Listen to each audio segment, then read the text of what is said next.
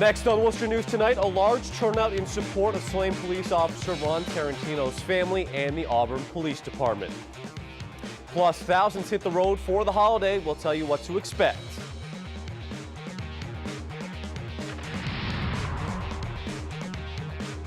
Good evening. Thanks for joining us. I'm Tim McComb. Thousands gather for fallen Auburn police officer Ron Tarentino's wake this afternoon in Charlton. A solemn procession included police officers from all over the state, as well as family and friends. Earlier, the hearse carrying the officer's body passed by the Auburn Police Department. Our Olivia Lemon was there and has more. Dozens gather as the hearse carrying Officer Ronald Tarentino Jr. takes one last ride past the Auburn Police Department Thursday. Tarentino served on the department for 2 years before he was killed in the line of duty early Sunday morning. Law enforcement agencies from all over the state marched outside of St. Joseph's Church in Charlton to pay their respect to the fallen officer. Boston detail, halt! In the darkest of times, people can come together and create light. And that's what we're seeing now. State Representative Paul Frost says Officer Tarentino should be remembered as a gracious and professional officer who served his community well. Auburn never forgets that it's a community police department and that they're there to help the men, the women, and the children of the community. And they do an outstanding job of it. And I'm glad that the community now, in return, is there for them. The grief that we, as a law enforcement community, that we, as a Central Massachusetts community, feel for the Tarentino family and for the men and women of the Auburn Police Department and the communities of both Leicester and Auburn, that grief is immeasurable. Officer Tarentino leaves behind his wife and 3 children. The family lives in Leicester, where his oldest son played on the high school football team. Past and current players showed their support at Thursday's wake. You know, any family of Ronnie's is a family of ours, and we have to be there to support them no matter what happens. He touched all aspects of life, and I'm sure you've heard the stories all week long. You can't find anyone to say a bad word about him because that's just the guy he was. As the community mourns the loss of Officer Tarentino, the amount of support for his family and police family continues to show. Olivia Lemon, Worcester News Tonight. Also tonight, a developing story in the deadly shooting of Auburn police officer Ronald Tarentino. On the same day as a massive show of support for Tarentino, a probation officer is now under review. It's all part of an examination into alleged cop killer Jorge Zambrano and the probation officer's possible connection to him. Catherine Sotnick has the latest. This is Ashley Losapio, an associate probation officer in Massachusetts. NECN has learned she is now under review by the state in relation to alleged cop killer Jorge Zambrano's lengthy history with the courts. According to her attorney, Losapio has been dating Zambrano's twin brother, Giancarlo Zambrano, since 2015. And then there's this. In a 2010 investigation into political corruption and patronage at the state probation department, a state report says Losapio was investigated for using her job to tip off friends. The report says the Worcester Police Department repeatedly complained to the probation commissioner that Losapio, the stepdaughter of a now retired judge, had compromised an investigation by leaking information to criminals. Losapio's attorney says she's been dragged into this case unnecessarily and that she's never had any association with Jorge. She never met with, talked to, or had any involvement whatsoever with his brother Jorge. They didn't socialize. They didn't have business transactions. They did nothing. She has had no contact with him while dating Giancarlo. The report also says Losapio had been a known associate of several drug and gun dealers. Her attorney says the state never interviewed her for her position for the report. There was no finding whatsoever that she ever leaked any information about any investigation in anybody. The only thing that she was found culpable for doing was confirming an address to somebody who wanted to repossess a car. And for that, she received a 2-week suspension. Meantime, Thursday, Governor Charlie Baker says he's still waiting for more information. It's my hope and my expectation that there'll be a full public vetting of the facts, and if there are situations and circumstances that require changes, either administratively or statutorily, we'll pursue them. Tarentino's funeral will be Friday at St. Joseph's Church in Charlton. Meanwhile, as you just heard, the governor is calling for a full investigation into the shooting of police officer Tarentino. Since his death, there has been a lot of questions about the alleged suspect and why he wasn't given a harsher prison sentence. Our Andy Madison has the story. I want people to do the investigations thoroughly. Speaking in Worcester today, Governor Charlie Baker offered condolences for fallen officer Ron Tarentino, saying the Auburn community deserves a thorough investigation into what happened. Across the board, with the criminal justice issues, with the traffic stop incident where Officer Tarentino was killed, and the ultimate confrontation between the state police and the suspect.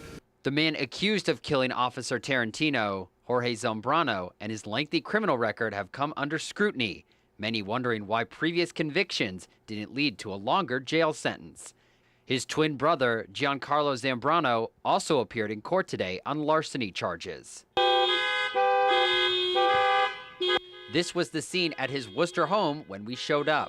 We tried to speak to someone about Zambrano, and a woman said, "Have a nice day," before closing the shades.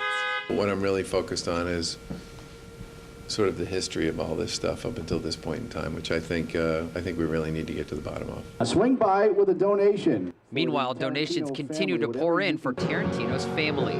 Radio station WXLO joined forces with Diamond Auto Group on Route 20 to raise money for the Ronald Tarentino Memorial Fund. These men and women, they live next door to us, and they're part of our communities, and we just need to do something to help. Pretty sad to see, but it's also Auburn strong, you know, Auburn strong. And my prayers go to the family. As the community mourns the loss of one of its officers, the investigation into Sunday's shooting continues. Anytime you lose a police officer, a member of your law enforcement community, a first responder who is simply doing their job, that's a tragedy. Andy Madison, Worcester News Tonight. Officer Tarentino is also remembered in Washington Thursday. Congressman Jim McGovern, whose district includes Auburn and Leicester, spoke highly of the officer on the House floor and the efforts the communities are making to remember him. In the days since this tragedy, it has been truly inspiring to see the Auburn, Leicester, and surrounding communities come together to support Officer Tarentino's wife and 3 children. My heart goes out to them, and I know that I am not alone in saying that Officer Tarentino will never be forgotten. A large crowd also gathering in Auburn today for the wake of former Auburn Fire Chief Roger Belhumeur. The town and many in the fire service paying their respects this evening. Belhumeur passed away after a long battle with cancer. He was the town's first full-time firefighter and was chief for more than a dozen years. He helped found Massachusetts Fire District 7, which organizes mutual aid for fires. Belhumeur is also an Air Force veteran. He leaves behind a wife and 3 children. Former Uxbridge Fire Chief Peter Ostrowski formally sworn in as the state's new fire marshal. Ostrowski replaces Marshal Stephen Cohen, who retired after 20 years of service. Governor Charlie Baker and Lieutenant Governor Karen Polito presided over the swearing-in ceremony at the Department of Fire Services. Ostrowski previously held the title of Deputy Fire Marshal. Well, I think there's a lot of responsibility with this position, and I think that there's a lot of connections that are required, a lot of work with the fire service and the various stakeholders that we work with across the Commonwealth. That's really been a significant change. Prior to that, I was responsible for operational responsibilities here at the Department of Fire Services, but this is a much broader position. Governor Baker also in the city today touring the Polar Beverage Company. Baker met with the Crowley family, which owns Polar. In their meeting, they discussed the high price of energy in the state of Massachusetts.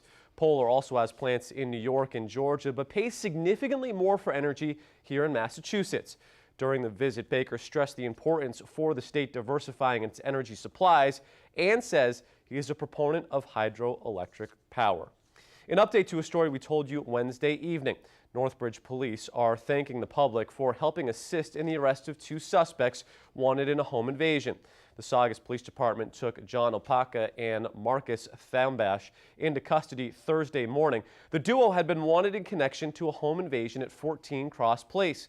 Northbridge police say a Facebook post with the men's photos had over 60,000 views and 900 shares. One person has died following a car accident in Milford. The crash occurred around 8:45 this morning in the southbound lane of Interstate 495. A preliminary investigation indicates that the 39-year-old male driver left the roadway, entered the median, and crashed. He was pronounced dead on scene. His identity and cause of the accident have not yet been released. Well, this weekend is Memorial Day. Millions of Americans will be hitting the roads. The popular theme this weekend will be family and good weather. Our Brittany Schaefer spoke to AAA as to what to expect. Oh, there'll be crazy traffic. Memorial Day weekend is one of the busiest travel days of the year. AAA estimates 38 million Americans to travel this weekend, up 700,000 more than last year. Across Massachusetts, we're projecting that about 844,000 Massachusetts residents will travel, and of those, about 89% or 786,000 will go by car. So lots of company on the roadways. AAA predicts this weekend's travel will be the heaviest since 2005 due to low gas prices and the warm weather. We are enjoying the lowest gasoline prices in more than 11 years in the U.S. The common denominator with Worcester residents is traveling to see family. The person at the other end is really important to me. So family is going to the beaches and to family cookouts and really not doing much, just enjoying the weekend. It's supposed to be nice weather. Now AAA advises travelers to avoid driving Thursday because trips are estimated to take 50 to 100% longer. Many Worcester residents have tips of their own on how to avoid the traffic. Leave early, stay there late. I'll probably leave early Sunday morning, so I'm hoping that that's still open road time.